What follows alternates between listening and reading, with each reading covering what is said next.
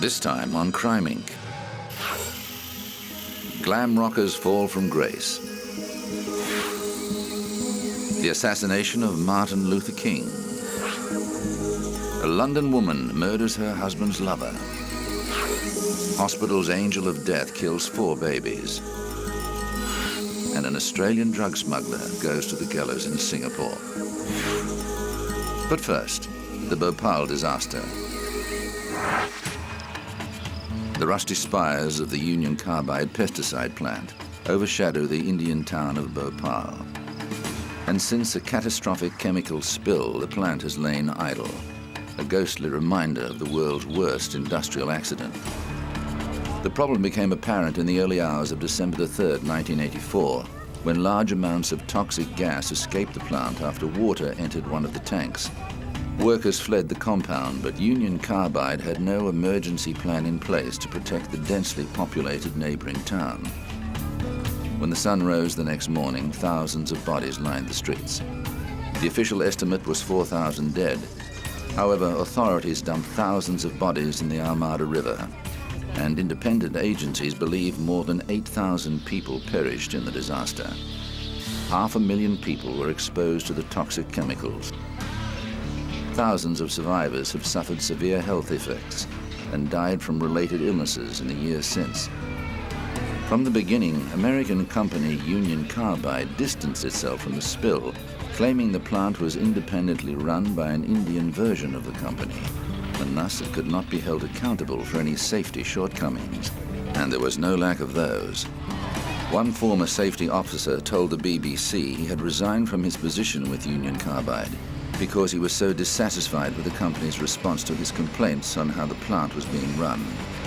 Another senior engineer said safety standards at the plant were so poor, he believed it should have been shut down.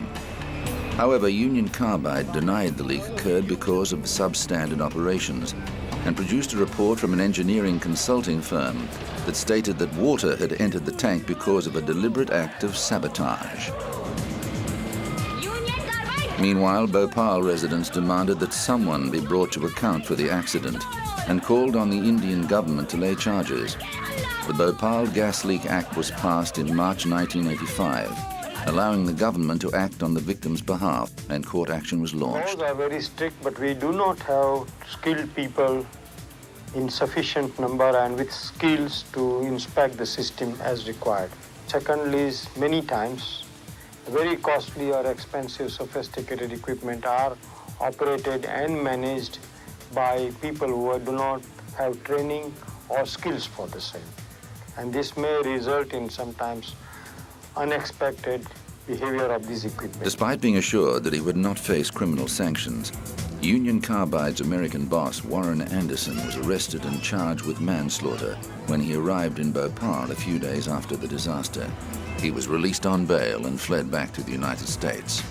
He has never returned to India, where a warrant remains for his arrest.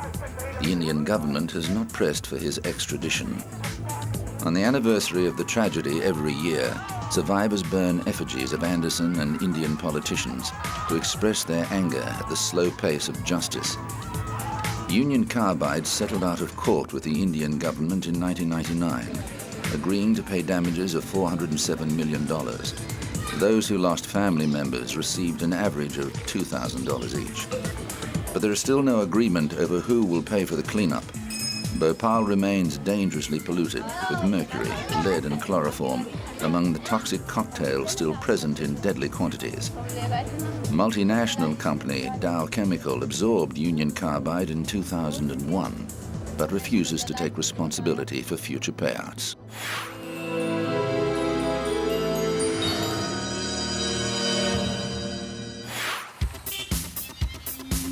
In the 1970s, glam rocker Gary Glitter stalked the stage in silver platform boots and a selection of glitter suits. But by the first decade of the next century, his stock had plummeted, following convictions for child pornography and sex with underage girls. When he was discovered living in Cambodia in 2002, the Minister for Women's Affairs said sex offenders were not welcome in her country and that she planned to have him deported.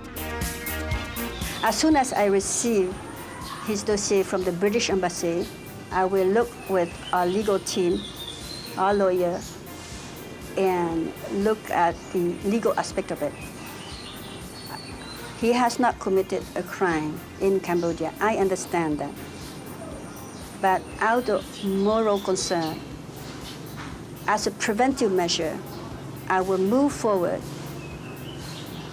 to address the issue, take it upward to the Prime Minister, and my suggestion to the Prime Minister would be to ask for his deportation. Glitter duly moved on and relocated to Vietnam. But a few years later, he was hauled into court in 2006 to face child molestation charges. The 62-year-old said he expected to be released. Are you confident? Yes, I'm confident. If you are released today, where will you go? Have a beer. Are your plans to go back to the UK? Yes, of course. He was convicted in Vietnam under his real name, Paul Francis Gadd, in a one-day closed trial. He was found guilty of molesting two 11-year-old girls in Vung Tau, a resort town about 120 kilometers from Ho Chi Minh City.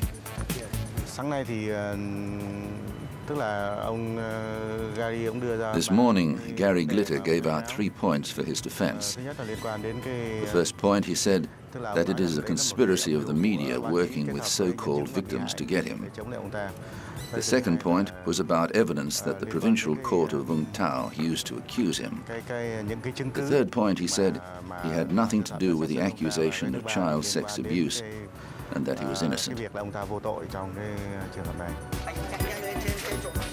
Throughout the reading of the decision, Glitter, dressed in black, stood facing the judge with his hands behind his back. He occasionally shook his head over the description of the evidence and the charges against him. At a press briefing after the hearing, a court official said the court considered evidence from Cambodia that Glitter had sexually molested children there, as well as his conviction in his home country of Britain of storing pornographic pictures of children on his personal computer. Glitter was convicted in Britain in 1999 of possessing child pornography and served half of a 4-month jail term. The charges were laid after a computer technician discovered more than 4,000 prohibited images on a computer Glitter had sent in for repair. The judge said the photos were filthy and revolting, and of the worst possible type.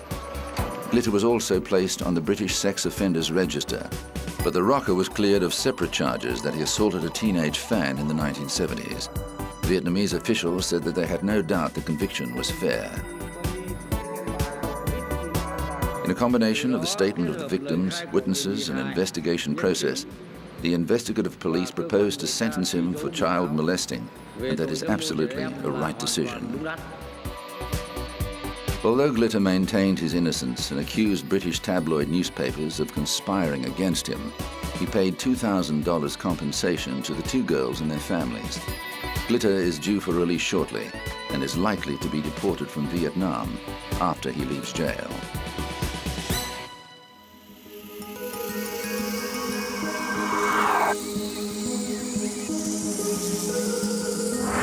Coming up, the murder of Martin Luther King.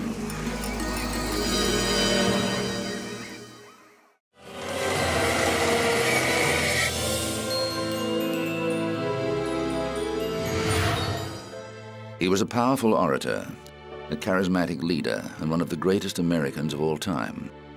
Dr. Martin Luther King Jr. led a revolution in the 1950s and 60s that ended racial segregation and brought civil rights to the forefront of the political agenda. But in 1968, aged 39, King was brutally felled by an assassin's bullet, and the American political landscape was changed forever. Only 24 when he became pastor at a Baptist church in Alabama, King quickly gained a reputation for being an agitator. He demanded justice in the racist South, where white supremacists murdered African Americans with impunity, confident that sympathetic police and juries would take their side. One of the most notorious cases was the 1963 bombing of a church in Birmingham, Alabama, that killed 4 black girls. What murdered these 4 girls? Look around. You will see that many people that you never thought about participated in this evil act. So tonight all of us must leave here with a bit of penitence, with a new determination to struggle. King's struggle was strictly non-violent, in line with his profession as a man of God. Like Gandhi, he authorized only peaceful protests and campaigns of civil disobedience that proved extremely effective. The March on Washington in 1963 attracted more than 250,000 people of every race and color who demonstrated their support for civil rights. But not everyone supported the message of equality. Some civil rights workers were murdered and their homes and workplaces bombed. Despite this intimidation and a growing number of death threats, King continued to spread the word of racial equality, gathering more and more support for his cause.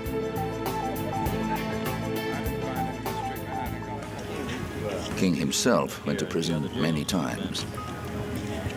Well, the jail experience is never an easy experience. The loneliness of jail, the frustration of jail, the lack of communication with outside always brings with it real problems. But I would say, in a real sense, that this was maybe a little better than some of the others I've had.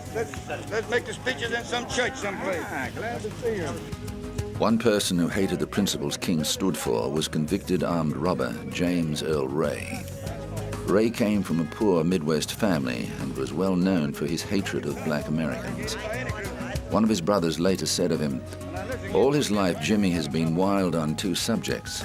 He's been wild against niggers and he's wild on politics. He's wild against any politician who's for niggers and he's wild for any politician who's against niggers.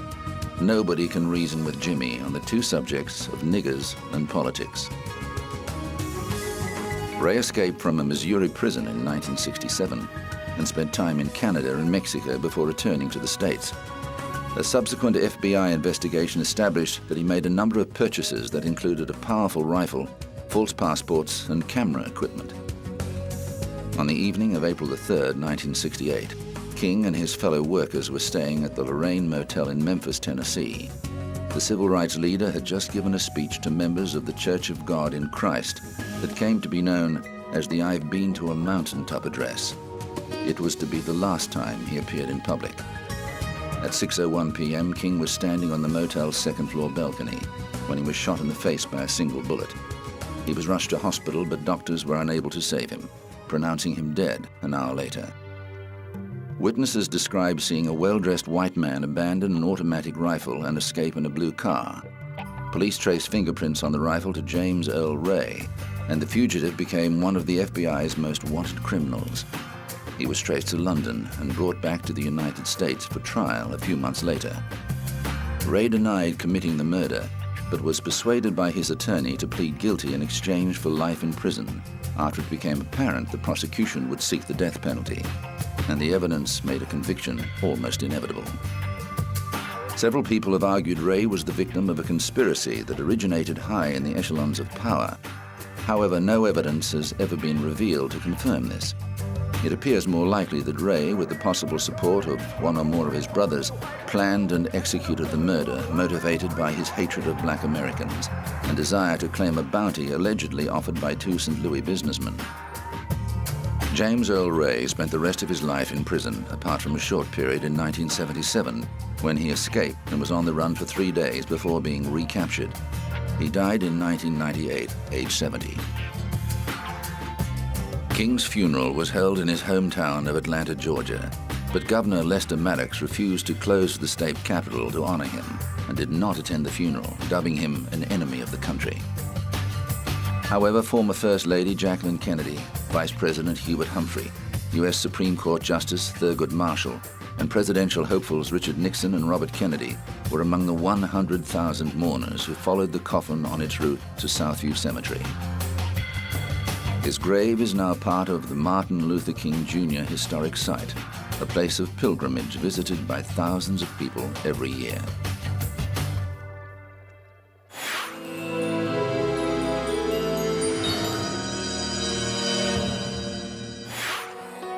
This is the double-barrel shotgun that Rena Salmon used to kill her friend, Lorna Stewart. There was never any doubt that she committed the murder. The question for the jury was, did she intend to. Salmon took the shotgun out of her husband's gun cabinet on the 10th of September 2002. She then drove to Chiswick in West London on her way to confront Lorna Stewart, who was shacked up with Rena's husband, Paul. As she walked, two electricians saw the gun and joked, "Don't shoot, love." She opened the door of the beauty salon. Her rival, Lorna Stewart, said, "So you've come to shoot me?" Salmon shot her twice, and while Stewart lay bleeding to death, calmly sent text messages to both her husband and her friend, Leonie Griffin. I got a text through from her saying, "I've shot Lorna." And I looked at the text, couldn't believe it, and I texted her back and said, "Got to be joking. Well, this is a joke." And I didn't hear anything else, so I then phoned her a few minutes later and actually spoke to her, and she said that she'd shot Lorna once in the back and once in the side. Salmon's defense said she was suffering from an abnormality of mind after being told about the relationship by Stewart's husband, Keith Rodriguez. The defense argued Salmon went to the salon with the intention of killing herself. This is a case where the verdict should have been one of guilty of manslaughter by reason of diminished responsibility. 4 independent opinions have been rejected by the jury. Inside the courtroom, Salmon described her mother as a prostitute who used to scrub her with bleach when she was a child. The court has heard that Salmon may have had a disturbed childhood, but it was wrong for her to use this as a defence for the premeditated and cold-blooded murder of Lorna Stewart. The jury deliberated just 4 hours before they found Rena Salmon guilty of murder. She was sentenced to life in prison with a 14-year minimum.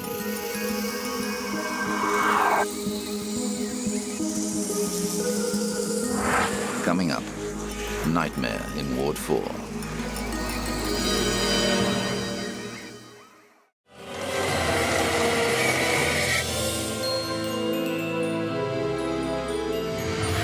Nurse Kathy Smith knew there was something strange about Ward 4 at Gratham and Kesteven Hospital, where she worked alongside Beverly Allett.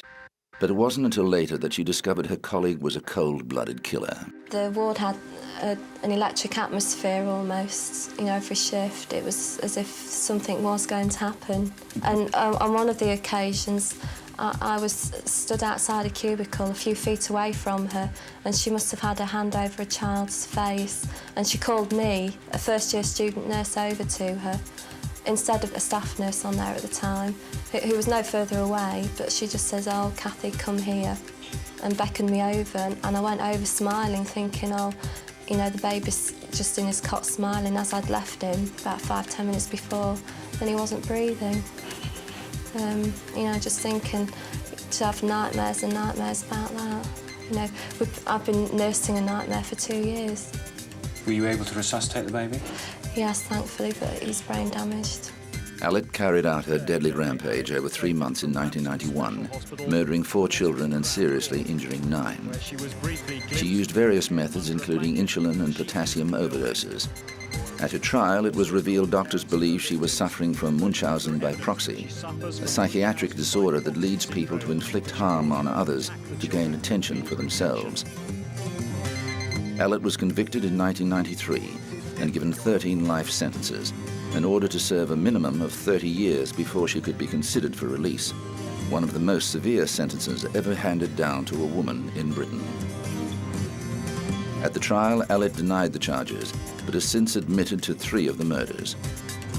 The families of the affected children said they would never support her release. I don't ever want her to come out, ever. It's affected our lives too much already. We'll never forget what happened. If a day ever comes around where some high judge decides that she's going to be released, then we'll be behind everybody else, all the other parents, and saying that we will not allow that to happen. Once the crime was revealed, Britain's health authorities came under the spotlight, and questions were asked about how Allett was able to injure so many babies. Obviously, I was at a very junior level on the ward, and we had the closest contact with the children, and I just think it's the least that can be done. We know what happened with the children and everything like that, but anything higher up, I've no idea what was going on. The public would want to know how Allett got employed in the first place, why the health authority did nothing about the trade union's complaints about staffing levels, why the staff received no support, why there was no communication with the staff when the investigation started, and why the staff received no support during the investigation, and why was the union forced to provide counselling for the staff who had come to the realisation they'd gone through this terrible tragedy? Beverly Allett's parents were devastated by the case. Richard and Lillian Allett ask me now to formally and publicly express their deepest sympathy to all those who are victims in any way in this case. They would wish to lend their support to the call that is being made at the highest level that any inquiry into Ward 4 at Grantham Hospital should be held in public.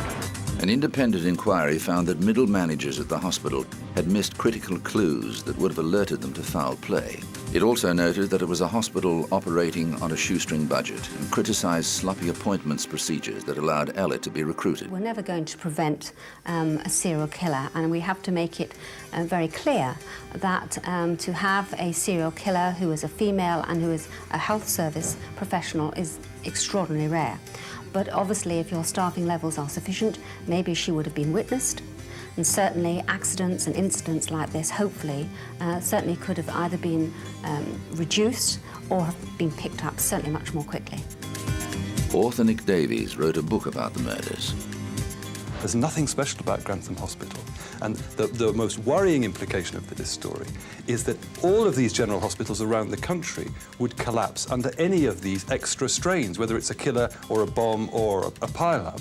The hospitals are so underfunded and so demoralised they can't cope. And that's what must frighten Virginia Bottomley when she looks at this thing. Meanwhile, Beverly Allett remains behind bars at a high-security facility.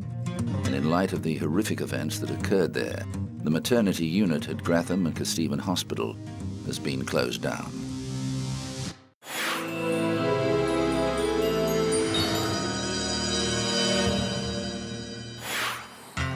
On a hot, humid Singapore night in December 2005, a group of people gathered outside Changi Prison to silently mark the execution of convicted drug trafficker Van Tuong Nguyen.